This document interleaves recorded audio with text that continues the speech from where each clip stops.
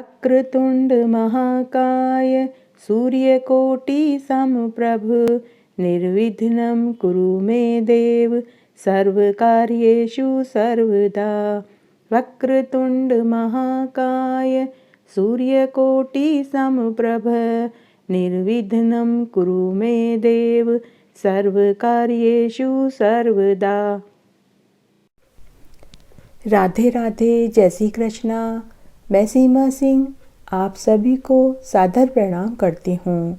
आज मैं आपको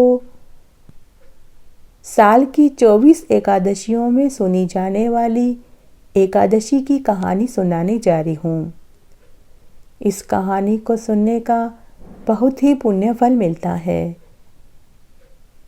इस एकादशी की कहानी देवउठनी एकादशी से लेकर देवशयनी एकादशी के सभी व्रतों में सुनी जाती है। आइए आज हम साल की 24 एकादशियों में सुनी जाने वाली एकादशी की कहानी सुनते हैं। अगर आप साल की 24 एकादशियों का व्रत करते हैं तो आपको व्रत के साथ में इस कहानी को ज़रूर सुनना चाहिए। इससे व्रत के साथ कहानी सुनने का पूरा फल मिलेगा। लेकिन आप एकादशी का व्रत रखने में समर्थ नहीं हैं तो आप इस कहानी को सुनकर भी एकादशी का पूरा फल पा सकते हैं। कहानी जब भी सुने तो बीच बीच में हुक्कारा जरूर लेवें। कहते हैं कहानी सुनने वाला, कहने वाला और हुक्कारा भरने वाले को कहानी सुनने का ज़्यादा फल मिलता है। कहानी हमेशा पूरी सुननी चाहिए। अधूरी कहानी सुनने का पाप लगता है और पूरी कहानी सुनने का पूरा फल मिलता है। आइए अब हम साल की 24 एकादशियों में सुनी जाने वाली एकादशी व्रत कथा सुनते हैं।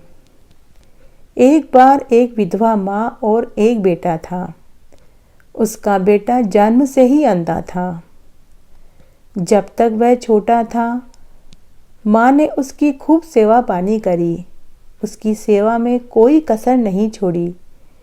उसकी माँ बड़ी ही धार्मिक प्रवृत्ति की थी। वो हर एकादशी का व्रत और उपवास करती थी। जब उसका बेटा थोड़ा समझदार हुआ तो बुढ़िया ने अपने अंधे बेटे से भी एकादशी का व्रत करवाया ताकि उसका अगला जन्म सुधर सके, ताकि उसके अगले जन्म में जीवन में अंधकार न रहे। माँ बेटे देवउठनी एकादशी से लेकर देवशयनी एकादशी तक सभी व्रत करते थे।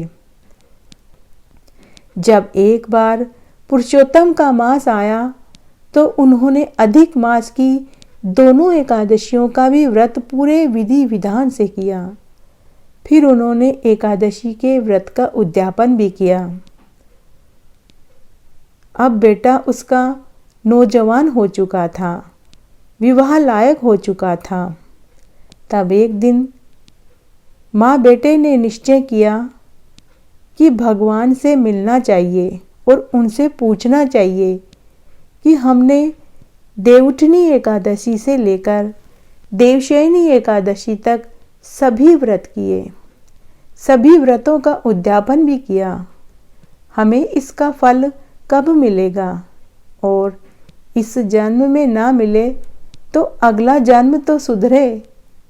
बस यही सोचकर दोनों माँ बेटे भगवान की खोज में घर से निकल पड़े। जब रास्ते में वे जा रहे थे, रास्ते में उन्हें एक बुजुर्ग व्यक्ति मिला। उस बुजुर्ग व्यक्ति ने बुढ़िया माँ से पूछा कि माताजी, आप अपने बेटे को लेकर कहाँ जा रही हैं? बुढ़िया ने उस बुजुर्ग व्यक्ति से कहा कि भाई जी, मैं अपने अंधे बेटे को लेकर भगवान से मिलने जा रही हूँ।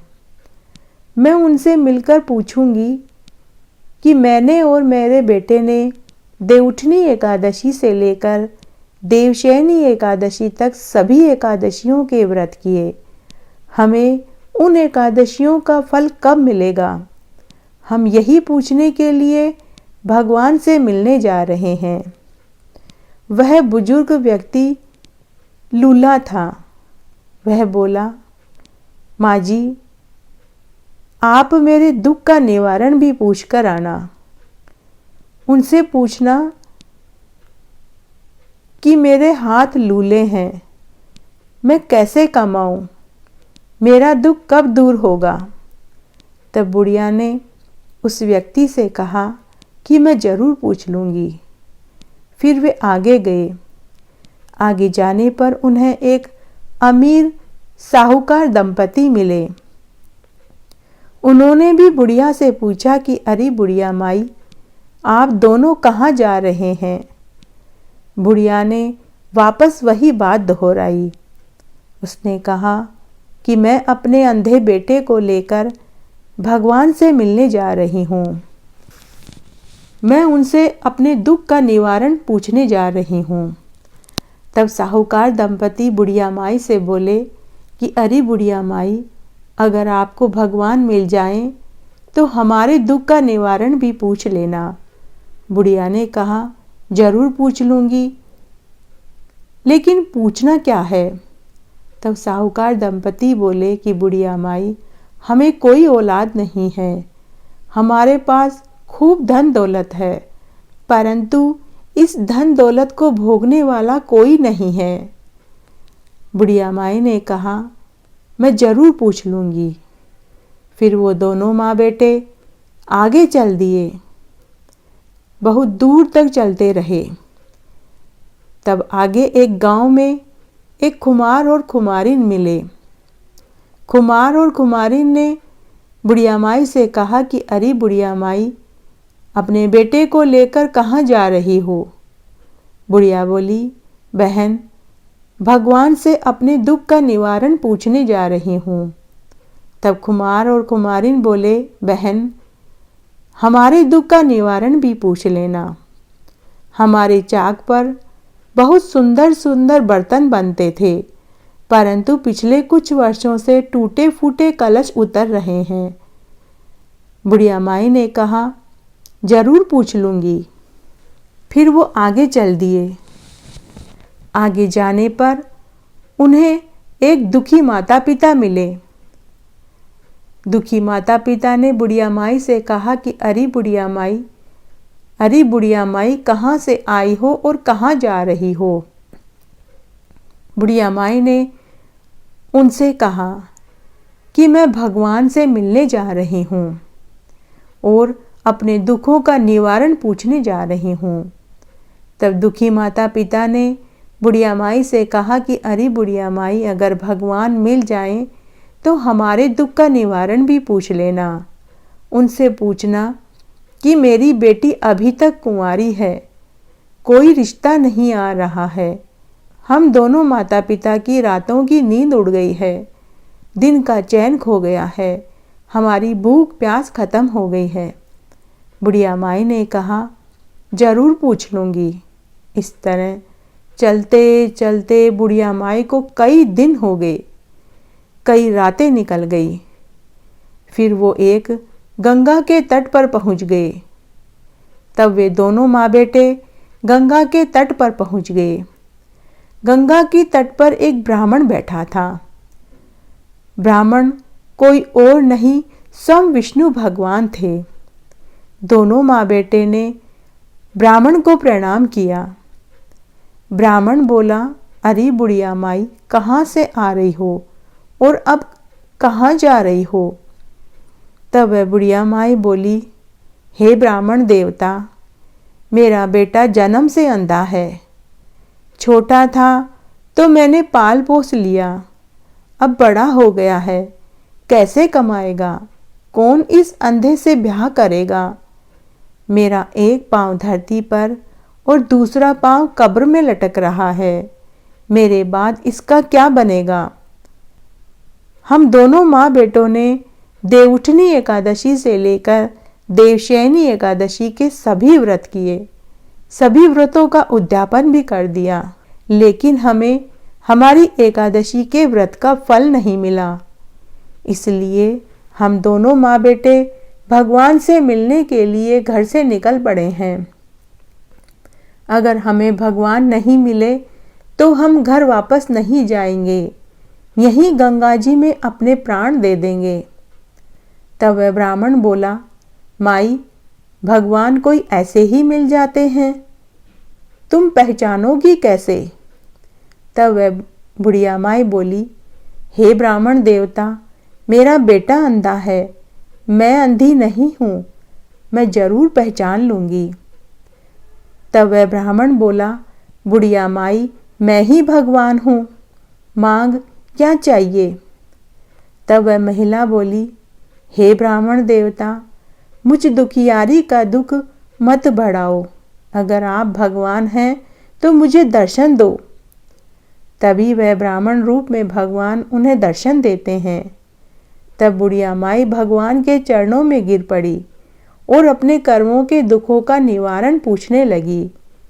तब भगवान ने बुढ़िया के बेटे को दोनों आंखें दे दी।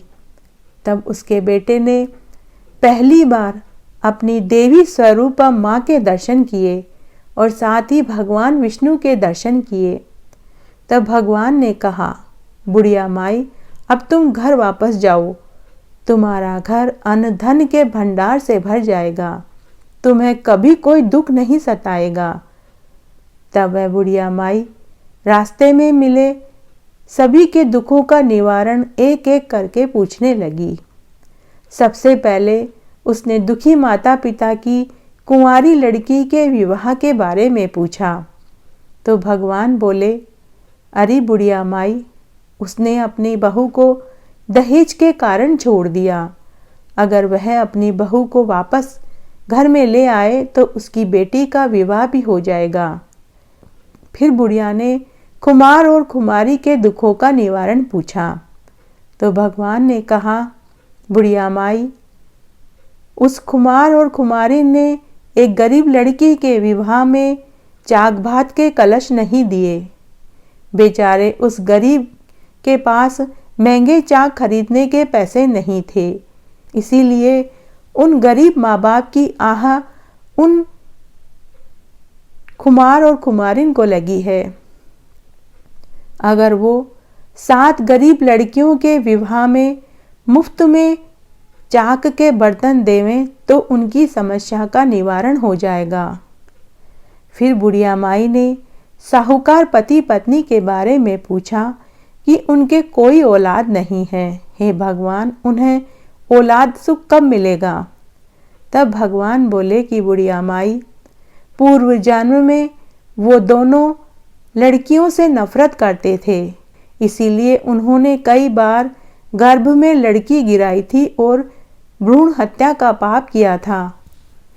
इसीलिए उनके नसीब में इस जन्म में औलाद सुख नहीं है। अगर वे किसी गरीब बच्चे को गोद लें और अपनी सारी दौलत उसे दे तो उनका अगला जन्म सुधर जाएगा।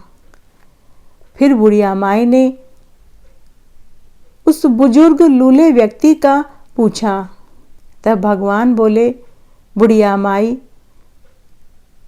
पूर्व जन्म में यह लूला व्यक्ति एक व्यापारी था, खूब धन दौलत वाला था, धन की कोई कमी नहीं थी, लेकिन इसने एक कौड़ी किसी को दान में नहीं दी, न ही कोई पूजा पाठ आदि किया, इसीलिए इस जन्म में यह दुख भोग रहा है। तुम उससे कहना कि किसी गरीब को वो अपना धन दान में दे देवें, अगर वो ऐसा करेगा तो उसके हाथ सीधे हो जाएंगे। इस प्रकार बुढ़िया माई ने सभी के दुखों का निवारण पूछा। तब भगवान बुढ़िया माई और उसके बेटे को ढेरों आशीर्वाद देकर अंतर्ध्यान हो गए। बुढ़िया माई भी अपने बेटे को लेकर वापस अपने घर की ओर चल दी। सबसे पहले दुखी माता पिता मिले। उन्होंने बुढ़िया माई से पूछा कि अरे बुढ़िया माई, क्या भगवान मिले? क्या तुम्हारे बेटे को आंखें मिली? क्या उन्होंने तुम्हारे दुख को दूर किया? क्या तुमने हमारे दुख का निवारण पूछा? तब बुढ़िया ने कहा, हाँ बहन, हाँ, हमें भगवान के दर्शन हुए। उन्होंने मेरे बेटे को आंखें दी और हमने तुम्हारे दुख का निवारण भी पूछा। बहन, तुमने अपनी बहू को दहेज के कारण छोड़ दिया, इसीलिए तुम्हारी बेटी का विवाह नहीं हो रहा है। तुम अपनी बहू को घर वापस ले आओ, तुम्हारी बेटी का भी लगन हो जाएगा। तब वे दुखी माता पिता बोले कि बहन, हम अपनी बहू को आज ही ले आएंगे, लेकिन बिना दहेज के मेरी बेटी से कौन विवाह करेगा? क्या तुम्हारा बेटा मेरी बेटी से विवाह करेगा? तब बुढ़िया ने अपने बेटे से पूछा, तो बेटा बोला, माँ, जो तुम कहोगी वही होगा। तब बुढ़िया ने उनकी लड़की से अपने बेटे का विवाह करवा दिया। बुढ़िया बेटे बहू को लेकर खुशी खुशी आगे गई। आगे उन्हें खुमार और खुमारिन मिले। खुमार और खुमारिन ने भी बुढ़िया को देखते ही पूछा कि बुढ़िया माई, क्या तुम्हें भगवान मिले? क्या तुमने हमारे दुख का निवारण पूछा? तो बुढ़िया माई ने कहा कि बहन, मुझे भगवान के दर्शन भी हुए और मैंने तुम्हारे दुख का निवारण भी पूछा। बहन, तुमने किसी गरीब की लड़की के विवाह में चाक नहीं दिए, तुमने उनको बहुत ज़्यादा कीमत बताई, इसलिए तुम्हें उस गरीब लड़की के माता पिता की आह लगी है। बहन, तुम अब 7 गरीब लड़कियों के विवाह में मुफ्त में कलश दे दोगी तो तुम्हारे चाक पर भी सुंदर सुंदर कलश उतरेंगे। फिर वो आगे गए। आगे उन्हें अमीर साहूकार और साहूकारनी मिले। उन्होंने बुढ़िया से पूछा कि बुढ़िया माई, क्या भगवान के दर्शन हुए? क्या तुमने हमारे दुख का निवारण पूछा? तो बुढ़िया ने कहा, हाँ बहन, मुझे भगवान के दर्शन भी हुए और मैंने तुम्हारे दुख का निवारण भी पूछा। बहन, आपने पूर्व जन्म में अपने गर्भ में भ्रूण हत्या का पाप किया था, इसीलिए इस जन्म में आपको यह दोष लगा है।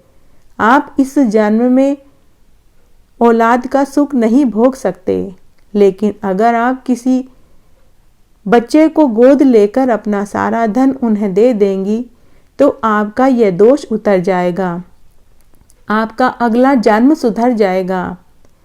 तब अमीर साहूकार दंपति बुढ़िया माई से बोले कि अरे बुढ़िया माई, अब हम इस उम्र में बच्चा गोद लेकर क्या करेंगे? कब बच्चा बड़ा होगा, कब हम सुख भोगेंगे?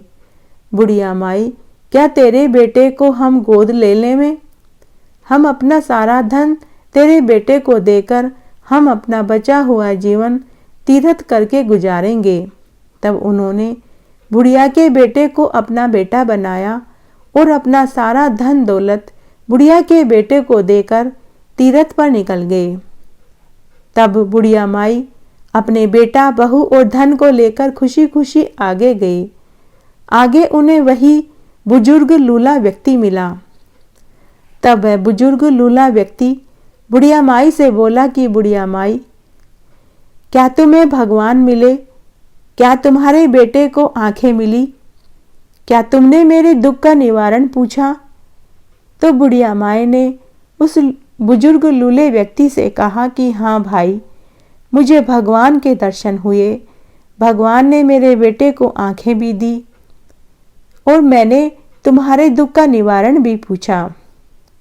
तब बुढ़िया माई ने उस लूले व्यक्ति से कहा कि भाई, पूर्व जन्म में तुम बहुत धनवान थे, लेकिन तुमने एक कौड़ी भी किसी को दान नहीं दिया और न ही तुमने कोई पूजा पाठ करी, इसीलिए इस जन्म में तुम्हें यह दोष लगा है, इसीलिए तुम्हें यह दुख देखना पड़ रहा है। अगर तुम अपना धन गरीबों में बांट दो तो तुम्हारे हाथ सीधे हो जाएंगे और तुम कमाने लगोगे। तब वह लूला व्यक्ति भी अपना धन बुढ़िया के बेटे को और बहू को दे देता है। बुढ़िया माई खुशी खुशी अपने बेटा, बहू और धन को लेकर घर में आई। उसका घर सुंदर महल में बदल चुका था। घर में धन धान्य के भंडार भरे पड़े थे। बुढ़िया माई व उसके बेटे को एकादशी के व्रत का फल मिल चुका था। तो हे एकादशी के भगवान, हे विष्णु भगवान, जैसा सुख आपने बुढ़िया माई और उसके बेटे को दिया वैसे सबको देना। कहानी कहने वाले को, सुनने वाले को और हुक्कारा भरने वाले को। घटती हो तो पूरी हो तो परवान चढ़े, भूले बिसरे नाम तेरे भंडार में भरे।